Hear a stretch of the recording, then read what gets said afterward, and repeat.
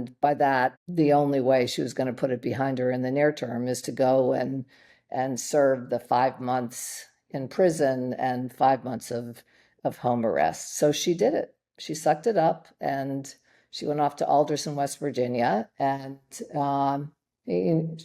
she was a model prisoner. She made a lot of good contacts down there. She became a fan of and grew new fans while she was in prison. And she came out 5 months later, raring to go. She had the ankle bracelet on, but we started doing dinners probably 2 or 3 times a week for advertisers up at her house in Bedford so that she could start to kind of resell the company.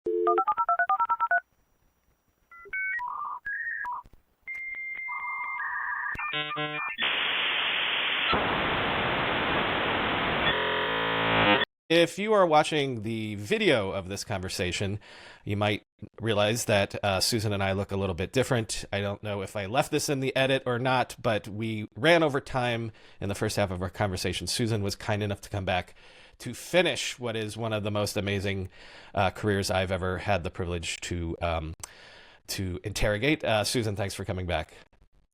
Very happy to be here. We were leaving off talking about when you were let go at ABC, despite the fact that the slate of shows that you had helped shepherd were huge hits and kicked off what I called, the beginning of the golden age of television. We were talking about... Well, not the golden age of television, but maybe a more golden age at ABC. The modern golden age. But what we were talking about specifically was this idea of the internet is coming in and changing how fandom works and how creators of media have to engage with fans. I'm curious, if you were producing shows, movies, whatever, today, how would you feel about that fact that you have to engage with the audience in a way that perhaps you didn't in the old days? Do you feel like it's a better era, or for creators, is it more complicated? Well, it's definitely more complicated, but I think that there's also no question that people have a deeper connection to the shows that they love and a deeper connection to characters. And not just for new shows, but old shows too. This has enabled a lot of series to either have a second or third bite at the apple, or to just continue to be loved by millions of people. So in that sense, I think it's great. And I also think that there's such value in getting immediate feedback. It doesn't mean that you take all of it instantly, but there's just a huge advantage when you understand what's playing and what's not. You get that in a live theater. You don't get that when people are watching on a screen someplace. Well, now you do, because yeah, exactly. the comment, the Reddit boards are immediate, and yeah. Okay, so you were let go from ABC. Can you just speak briefly for people that it's when you have a career setback, and a public career setback, we should say. What did you learn about picking up the pieces and, hey, I'm going to move on and do something else? Yeah. When I called my husband to tell him what had happened, and he was back in New York, he said, after listening to me and sympathizing, he said, hey, you've got 2 days to really wallow in this. And then I'm coming out, and we're going to go to this book festival that was taking place in LA. And then you're going to come back to New York, and you got to look at this as a huge opportunity to kind of reset and think about what you want to do next. He was always a glass half full person, and I am too, to be honest. So as crushing as it was, I did not spend a ton of time in woe me phase. I did, as he said, spend a couple of days being really pissed off and very sad. But at the end of the day, I was relatively young. I was healthy. I knew I had learned enough about different uh, work streams and aspects of culture, and that now I got to rethink it and see where I could apply my skills next. So the lily pad you settle on is Martha Stewart Living Omnimedia, which you're on the board first, I believe, and then Yeah, you become the CEO later that year.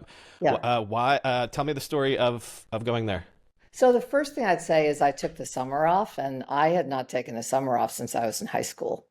Uh, so that was great.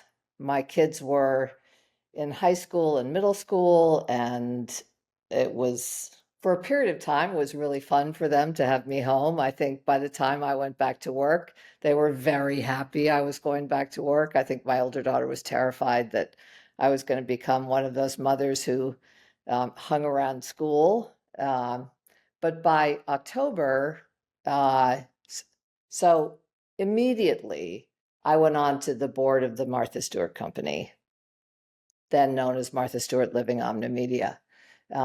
I knew Martha a bit, um, like you know a lot of people in New York City. You know, you see them occasionally and say hi, how are you? But I really admired what she had built. And I admired it significantly more after I went onto the board. Um, I'm not sure people realize how unique that company was in terms of the way it was organized and how they operated, but she had a very um, unique idea, I think, that covering living um, would allow her to create a lot of evergreen content. And so she hired, instead of hiring editors and copy editors and the kind of typical content company setup, she hired people who had expertise in certain areas. So she had a large food team, she had an entertaining team, she had a weddings team, she had a crafts team. She had a holidays team. She had a home decorating team.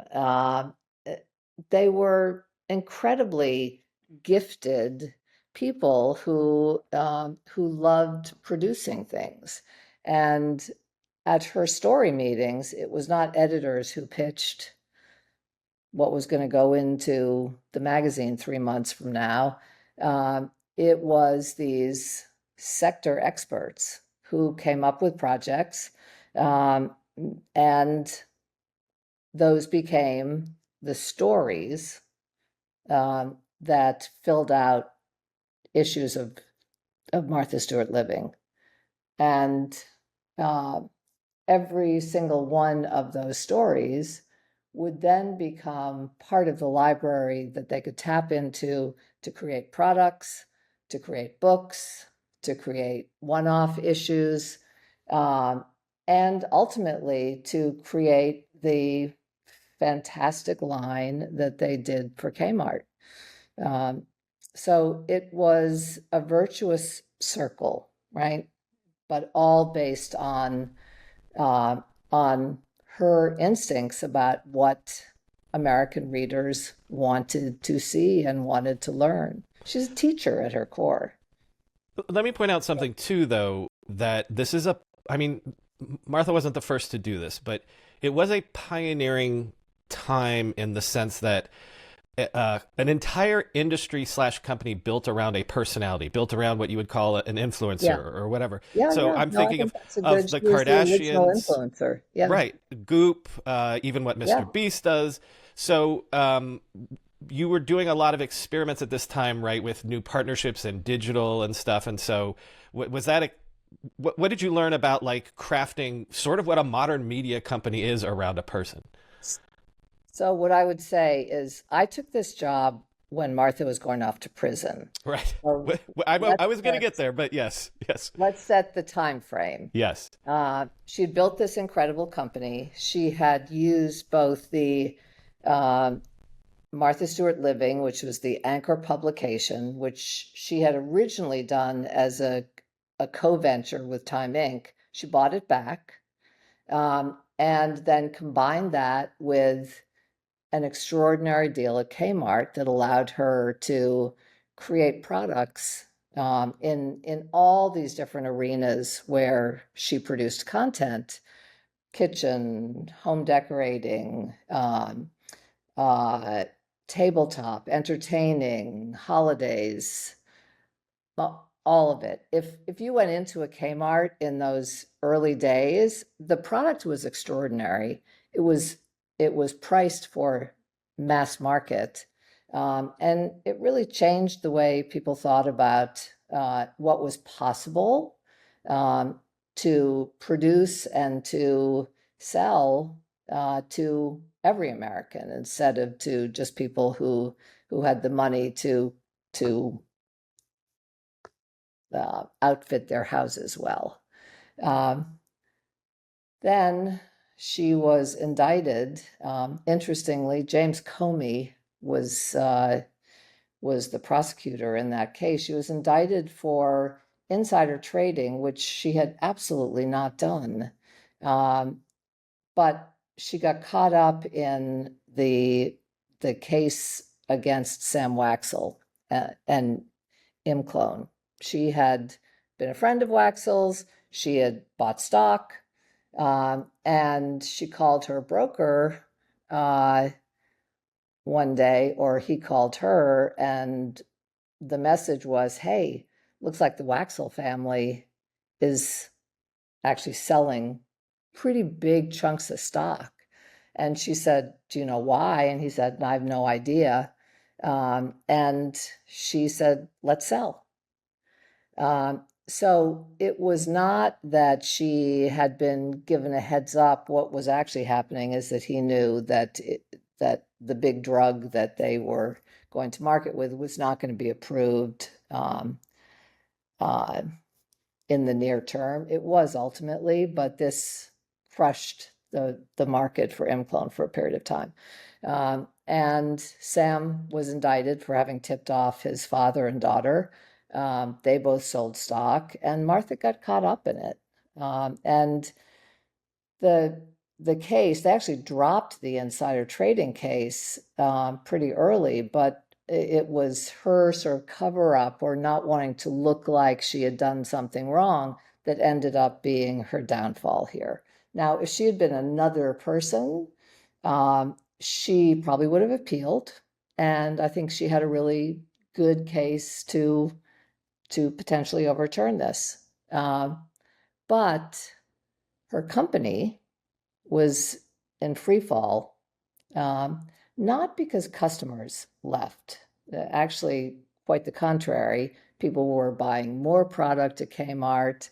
We were even seeing subscribers to the magazine subscribing for 2 years instead of 1 year. So there was a little bit of, I think she got a raw deal and I'm going to support her, but advertisers fled. And the company went from being highly profitable to being, you know, unprofitable and churning through cash. So advertisers were very clear that they were not going to come back until this was behind her. And by that, the only way she was going to put it behind her in the near term is to go and serve the 5 months in prison and 5 months of home arrest. So she did it. She sucked it up and she went off to Alderson, West Virginia, and she was a model prisoner. She made a lot of good contacts down there. She became a fan of and grew new fans while she was in prison. And she came out 5 months later, raring to go. She had the ankle bracelet on, but we started doing dinners probably 2 or 3 times a week for advertisers up at her house in Bedford so that she could start to kind of resell the company. Um, but uh, there were several things we had to deal with at the same time. One was that Kmart had been sold to Eddie Lampert, who was not going to make as good a deal with her next time round. Um, and and she had been dropped by her former television network, CBS. So we made a new deal, this time for um, a live morning show. So instead of taped half hours, she was going to do a live hour of television every morning, something she had never done.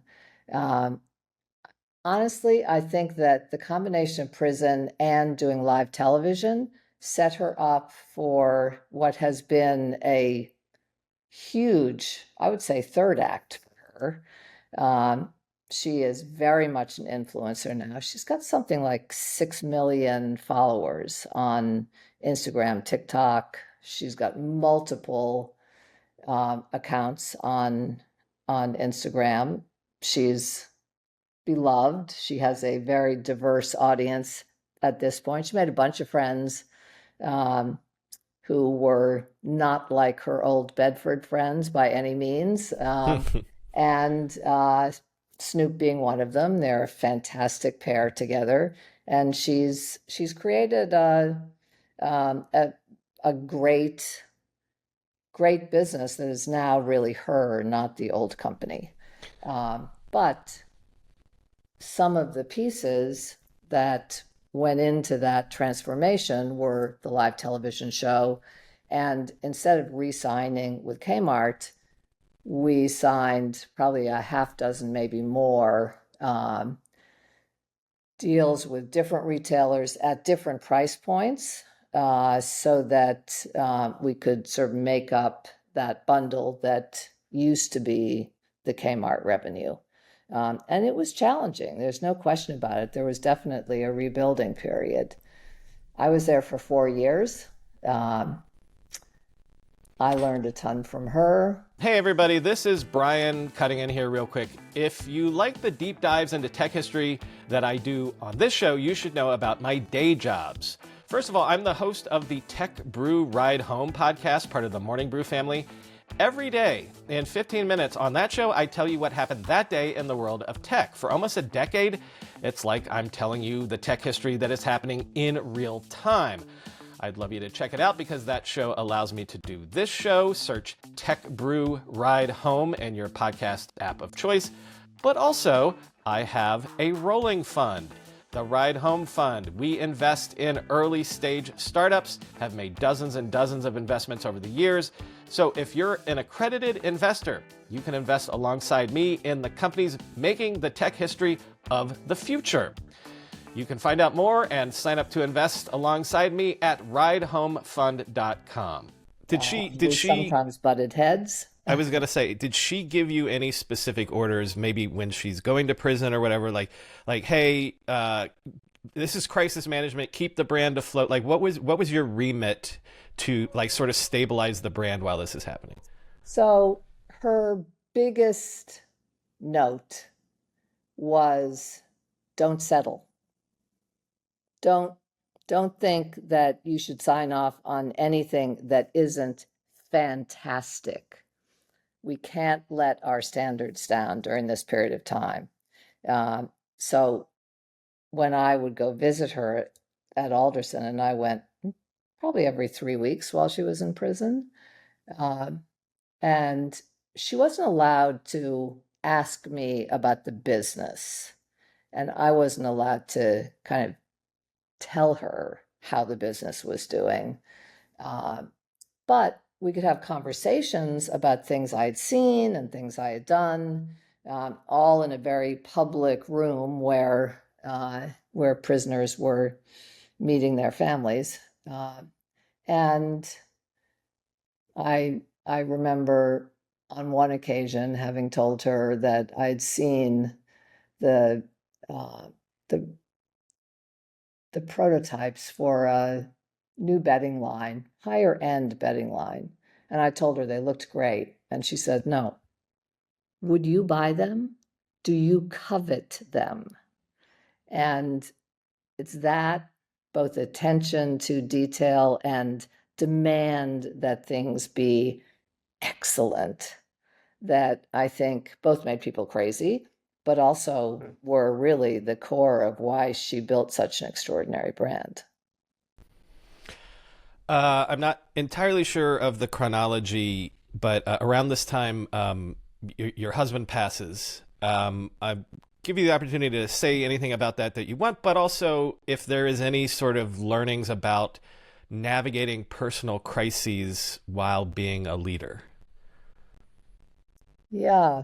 Um, he got pancreatic cancer, which is a horrible disease, and very fast, I will say. It was only 6 months between 6.5 months between the time he was diagnosed and the time he died.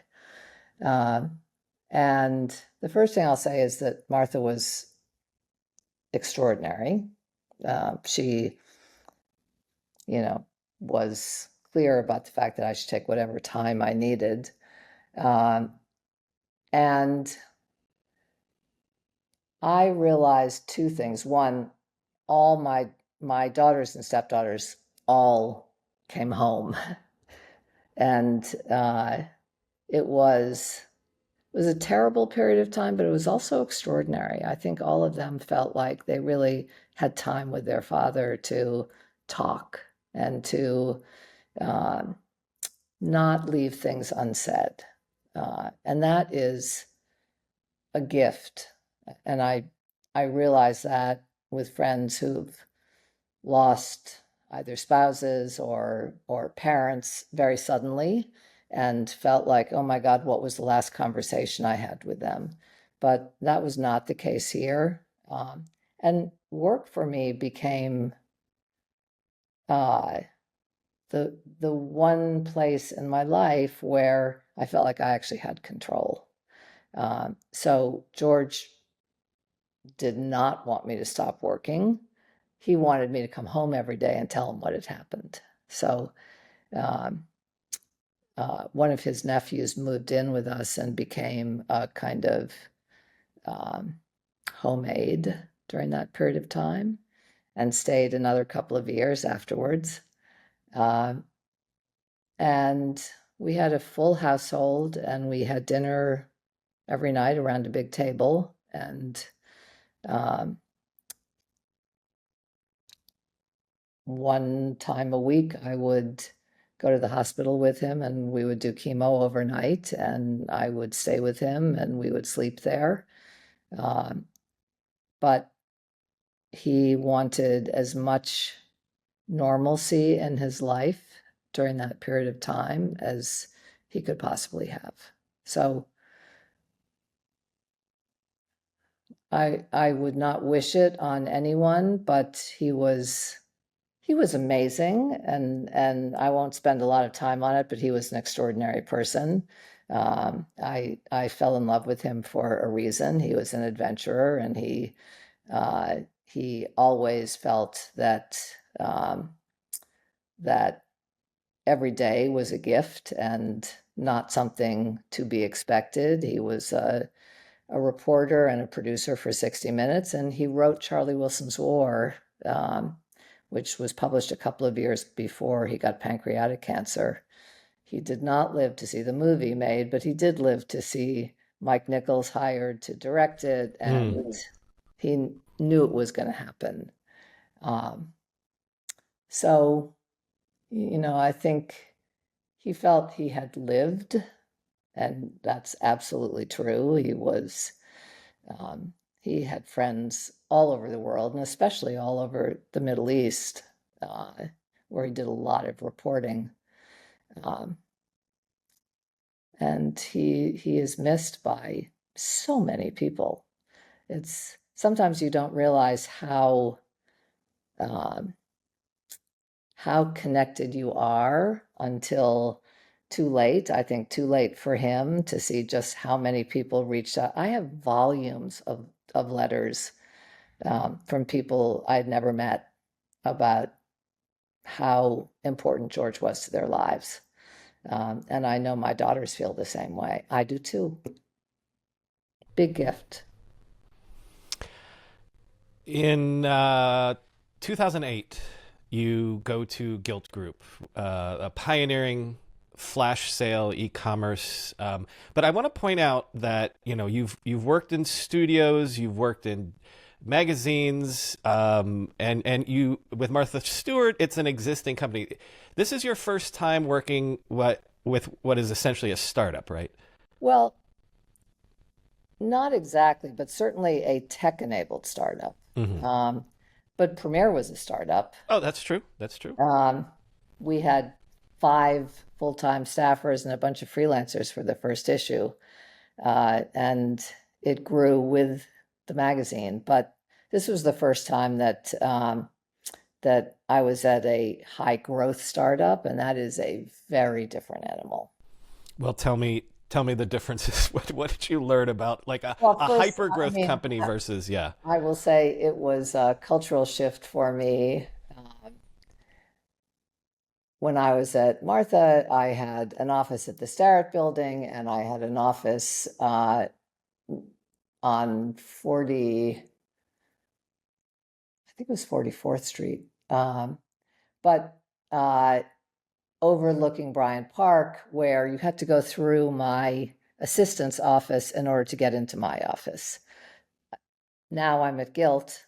I'm sitting at tables like this, right? Where, it's just Hmm. a whole lot of people, A cheek to laptop. jowl, Yeah, yeah, um, yeah. and no one thinking twice about the phone call they're making or who can overhear it. Um, and I was in my 50s, so definitely a culture shift for me, um, but really exciting. I mean, it was every single day was a learning experience. Uh, Gilt was imagined by Kevin Ryan, who had seen a similar model used in Europe, in France, and he thought that something like that could really work here. And the whole concept was, can we simulate the excitement and the conversion that takes place at a sample sale, right? Where you have to have an invitation to get in. Uh, it's a great brand, amazing prices, and you are fighting other people in order to get access to the stuff, right? It can go very fast. Someone can literally take it right out of your hands. And early Gilt was very similar. We claimed a time period, noon every day is when the new sales launched. The brands were extraordinary. Um, you could get the most amazing deals of any place on the internet. By the way, I was a heavy user. I loved Guilt, but Can I tell you, it is very rare that I meet someone who was alive and at least 20 mm, when Gilt launched who does not say they were a mm. huge Gilt user. People were passionate about it. And I mean, I still have a lot of stuff that I bought on Gilt that I still wear today. Um, so it struck a nerve. People looked, reached out to find out how they could get an invitation. It was actually pretty easy to get an invitation. And after a certain point, we let go of that invitation concept, and you just had to register in order to be able to buy. But 3 great early engineers, including Mike Brizik, who was an amazing CTO, and built large parts of that site literally as it was live. um, and it grew so fast that it became clear pretty quickly it was built on Ruby, which was great for the early days, but ultimately it had to be rebuilt on a more stable platform. And we started with check-in, and then went to add to cart. And literally, it was being rebuilt as people were outgrowing each of these different uh, different parts of the process, and um, barely barely making it in many instances. Uh, in fact, the first Christian Louboutin sale we had, which are the shoes with the red soles on them that are extremely expensive, and I think we had 1,200 pairs of shoes maybe to sell that day, and like tens of thousands of people who were trying to put them into their carts at the same time. And it essentially broke the site. But that would happen occasionally as the membership was growing so fast, daily users were growing incredibly fast, and the sales were growing incredibly fast. Um, so for a period of time, it was just incredibly fun. uh, I'm going to squeeze something else in before we get to BBG. But was being at Gilt the best education for you in terms of how you invest now and understanding what founders of the earliest stage companies go through? I will say it was incredibly valuable for a number of reasons. I Gilt became a kind of clubhouse for a lot of young women founders at the time. Um uh, I met a ton of young women who were building companies. Uh, this was 2008 that I joined, so it's really the dawn of the mobile era.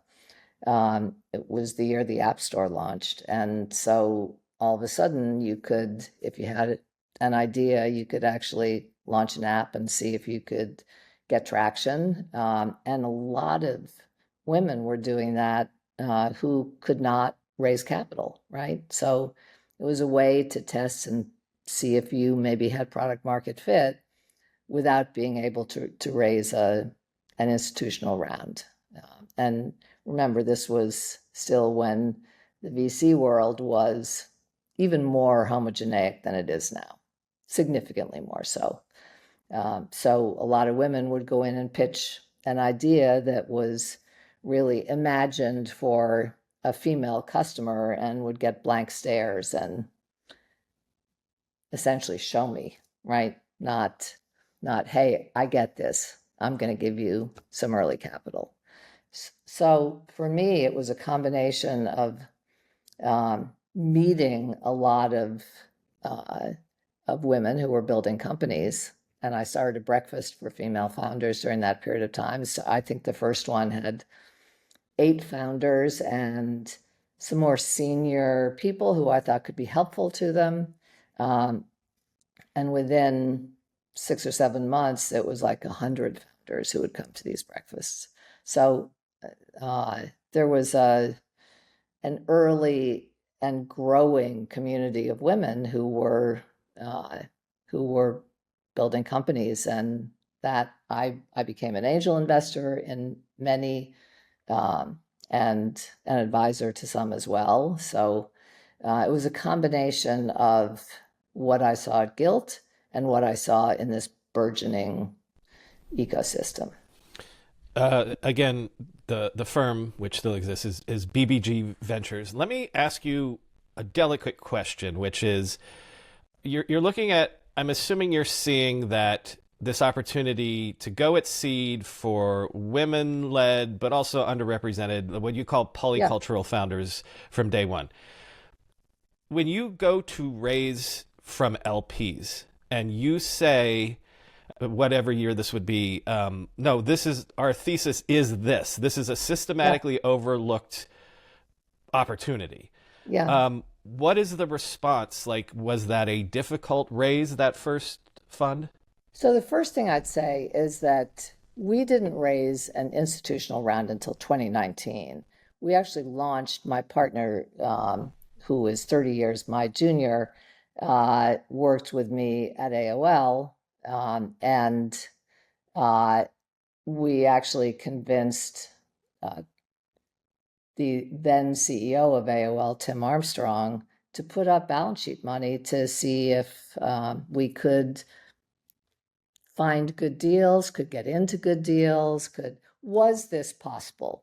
Was this thesis that a broader um, ecosystem of founders could build for many consumers who felt underserved? So we were initially very much a consumer fund. It was a $10 million fund. We put up anywhere from 100 to maybe 250, $300,000 initially. And there were a lot of great companies in that mix. Companies like The Wing and Hop Skip Drive and Spring Health later. Uh, Lots of companies and founders who've gone on to do great things. But ultimately, AOL was sold to Verizon. Verizon had a different point of view on kind of where the world was going, and they were very supportive. But it was the right time for us to see if we could actually spin out and raise an institutional fund, and that was 2019. So I would say the first fund. There were enough people by then who understood that that the world was changing and that tech founders could come from a lot of different places, not just from Silicon Valley and from Stanford or UC Berkeley. And so we were able to raise a $50 million first fund. And then 3.5 years later, a $60 million second fund. I will also say the LP base has changed some too. Definitely still see all the same pension funds, endowments, who love to get into the Sequoias and the NEAs of the world, but an increasing number who are also looking for emerging managers who are doing something interesting and who may have a point of view and access to a founder that is different. Let me ask you an inside baseball question because I invest at the pre-seed and seed level too. So the obvious question for anyone that invests at that stage is, how do you evaluate founders? Like, what are the signals that Yeah. you're looking for? Is it market insight? Is it like, well, this is just a good person that's going to make anything work? Is it Yeah. velocity of what's happening already? What do you look for? We talk internally about both lived and learned experience. So um, the founders we like best are founders who have some unique insight into either the customer that they are going after or the sector that they are going after. And that can often come from the way they grew up, their parents, their uh, their unique community, uh, and then the learned experience can come from a combination of things. It can be having worked in deal making at some financial institution, or it can be that they have deep healthcare roots and understand what's missing. But it's that combination. It's who are you as a human being and what's the unique insight you have to have or you have into an unmet need. And then do you have the grit and the uh, the sector expertise in order to make it work. BBG is New York City based, right? I'm not saying you Yeah, we only are. exclusively invest Yep. in New York City Yeah. startups, but No, we are New York City based. what um, what makes New York City unique as a startup slash tech community? I think one of the things is that so many industries call New York City home. So there's a whole lot of people here who have um, deep understanding of some sector so that when the time comes to begin building for the application layer of mobile or now AI, you have a lot of people who really understand what's possible, what people need, how to create something unique in that particular sector. Um, I think that the foundational talent often comes from either Boston or the Valley, but the application layer, New York City is great. Finally, and kind of dealer's choice on this one. What are you most excited about investing in now? I think we've gone an hour and a half and we just mentioned AI. I don't know, that could be the answer. But also, even if it's not investing, like what are you most excited about today professionally? Well, there's no question that AI uh, has just transformed everything. Look, I felt this way when I first got into this world because mobile was changing everything, right? It was one of those moments where you thought, oh my God, uh, this literally is going to change the way we do everything from communicate to buy to discover, right? You had uh, a store in your pocket for the first time. And with AI, I think I honestly believe that every major consumer area, think about the dominant players in job hunting, Indeed, Monster, Travel, Expedia, um, uh, house hunting, Zillow, all of these big consumer platforms are 20, 25 years old. And while they will continue to be able to spend at a level that keeps them somewhere in that market, there's no way they're going to be able to create the kind of personalized, even agentic um, experience that I think is now going to be possible. Uh, and that's exciting. That means that there's going to be a huge amount of turnover in companies, and certainly in um, the way we do things. Right? I'm You see that, I'm sure. Um, we use AI for a lot inside our company, like everybody else. We're experimenting with it all the time, um, and every founder we meet with, or let's say 75% of the founders we meet with, um, are uh, are building something new that would not have been possible 3 years ago. Susan, I said this to you offline, so I'm going to say it online as we end here, which is that I've done probably 250 of these style interviews in my podcasting career. I have never encountered someone who had such a varied career that was just so goddamn interesting that I was like, we need to give this time.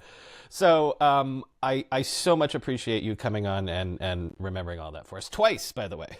Yeah, I really appreciate you giving me the time. I've been working for 50 years now, and I I say that because I think a lot of people think their work is over, their career is over, their best years are over when they're 40 or 50 or there's all the shoulda, coulda stuff. And I am a deep advocate of the fact that uh, we have chapters, and you can do an enormous amount at any age as long as you stay engaged, right? As long as you still get excited about what's possible. And so I I love doing this, and I hope there's going to be a whole lot more people like me who continue to do it for 50 years or more.